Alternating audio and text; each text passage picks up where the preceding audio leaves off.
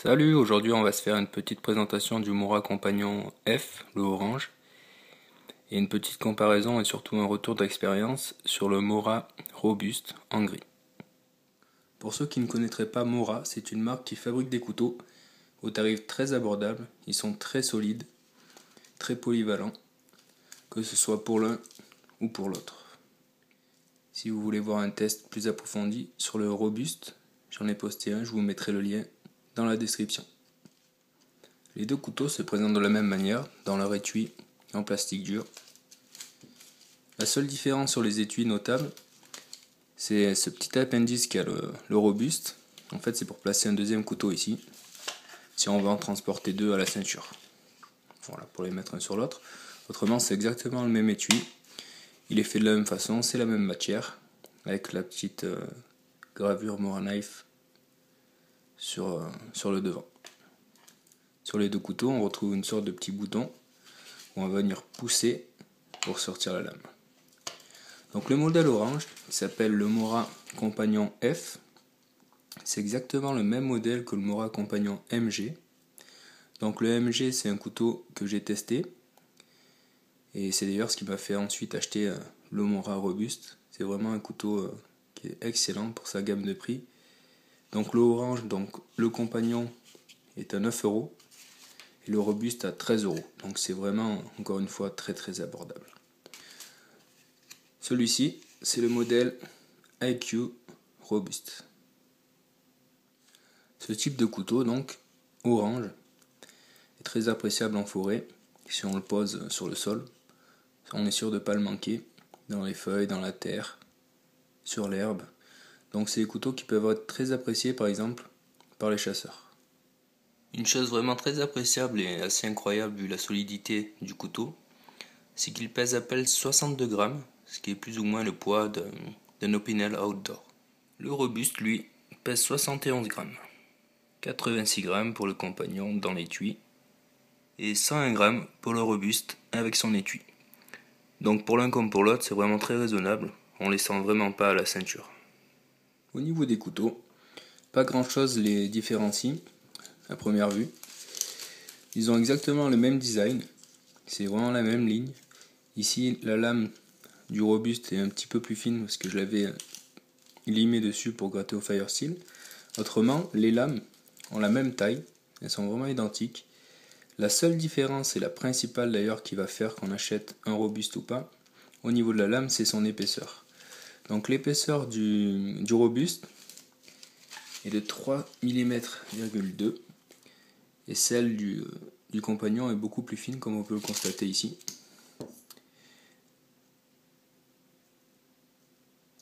C'est la grosse différence. Autrement, au niveau de la soie qui va dans le manche, en fait elle court à peu près jusqu'ici, que ce soit sur le Compagnon ou sur le Robuste, donc c'est pas là la différence, c'est vraiment sur l'épaisseur de lame. Autre différence au niveau de la lame, c'est la matière. Sur le Robuste, on le retrouve en carbone, et seulement en carbone, tandis que le Compagnon, on peut le retrouver en inox ou en carbone. Donc ici, c'est un modèle inox. Donc l'inox, je ne sais pas pourquoi, mais il est mieux fini. Dessus, c'est vraiment tout lisse, tandis que le Robuste, comme on peut le voir ici, c'est assez grossier la finition, et tous les couteaux carbone de Mora, de cette gamme, ont tous cette finition un peu bâclée, et tous les inox sont vraiment bien finis. Au niveau de la soie, donc la partie de la lame qui rentre dans le manche, c'est exactement la même chose, on va se retrouver à peu près ici, en 3/4 sur le Robuste, et la même chose sur le Compagnon. Ce qui va faire la différence, au niveau solidité aussi, c'est le manche. En fait, le manche, c'est un plastique dur à l'intérieur, recouvert de grippe, qui est d'ailleurs très très efficace et très agréable. En fait, ce manche va être plus gros sur le Robuste, donc plus grand aussi, plus long, plus large et plus épais. Donc c'est très agréable en main, les deux d'ailleurs. Et le Robuste, je pensais que ce serait un peu gros pour mes petites mains, mais finalement c'est parfait quoi. Les deux sont vraiment très bien. Et surtout les deux ont un vrai grip. Ça tient très bien que ce soit mouillé ou sec. Au niveau du petit pommeau, on retrouve toujours le même design, toujours un petit peu plus gros. sur le robuste, à savoir qu'il n'y avait pas de trou pour la dragonne, c'est moi qui l'ai percé.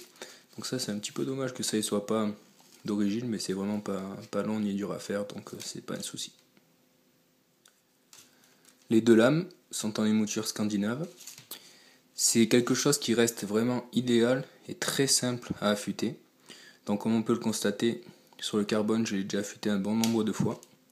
Donc c'est vraiment facile et ça tient très bien la coupe. Sur celui-ci, il est neuf, parce que je l'ai acheté pour l'offrir. Donc j'ai jamais pu l'affûter. Mais je suppose que comme c'est en inox, ça doit s'aiguiser un tout petit peu moins bien, mais ça reste quand même quelque chose de relativement facile à faire. Au niveau du carbone sur cette lame, donc c'est pas comme sur un Opinel. Un Opinel en carbone noircit très très rapidement. Sur celui-ci, ça fait déjà un bon nombre de mois que je l'ai. Et la lame est toujours pas noircie. Aucune trace de rouille. Bon, j'en prends soin à chaque sortie, je le nettoie et je le sèche. Mais il n'y a vraiment aucun souci de ce côté-là. À part les petites différences de l'étui ici, de l'épaisseur de lame et de grosseur de manche, ce sont exactement les mêmes couteaux qui peuvent remplir exactement les mêmes tâches. Simplement, le Mora robuste va être justement un peu plus robuste, un peu plus épais. On peut lui demander sûrement un petit peu plus. Mais de ce que j'ai pu en tester, sur celui-ci, donc le compagnon d'un ami, et sur mon robuste, les deux peuvent très bien faire les mêmes tâches. On va couper du bois très facilement, on peut même bâtonner avec sans aucun souci. Et ici par contre la lame un tout petit peu plus fine permet de travailler un tout petit peu plus précisément sur le bois. D'ailleurs c'est une lame qui ne va pas fléchir, elle est quand même assez rigide. Et là pareil on dirait vraiment une barre à mie. En parlant de solidité, je suis vraiment impressionné par la qualité de ces couteaux, notamment du robuste que j'ai testé à outrance. Donc je m'en sers à toutes mes sorties, dès que je vais dans les bois, également aussi pour bricoler, pour couper tout et n'importe quoi. Et j'avoue vraiment être bluffé. Je m'en suis déjà servi, bon ça va pas plaire aux puristes, pour creuser dans la terre, aucun souci, l'affûtage est toujours bien, et si besoin il se raffûte très facilement.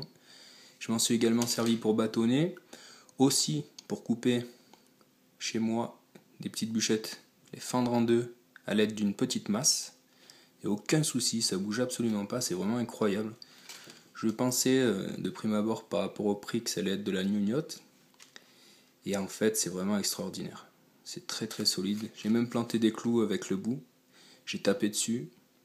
J'ai cassé des choses avec.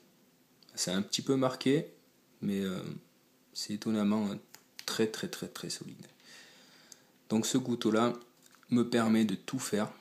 Si on a une chose à avoir, c'est ça. L'Omora robuste ou l'Omora compagnon. Sachant qu'il n'y a que quelques euros qui les séparent. Par contre, l'Omora robuste, on le retrouve simplement en carbone, comme je l'ai dit, et en gris et noir. Tandis que le compagnon se décline en de nombreux coloris. Donc c'est ce qui m'a poussé pour cet achat, puisque c'est pour un chasseur, à le prendre en orange, donc j'ai pris un compagnon. Si j'avais pu prendre un robuste, j'aurais sûrement pris le robuste, mais le compagnon, je le rappelle, est vraiment extraordinaire aussi. Donc très très bon retour sur ce couteau. Vraiment, si vous avez d'autres questions, n'hésitez pas. En tout cas, vous ne pouvez pas vous tromper, que ce soit pour l'un ou pour l'autre. Pour une somme vraiment maudite, vous aurez quelque chose de parfait. Voilà, en espérant que cette vidéo puisse vous aider à choisir si vous avez un choix à faire. Merci.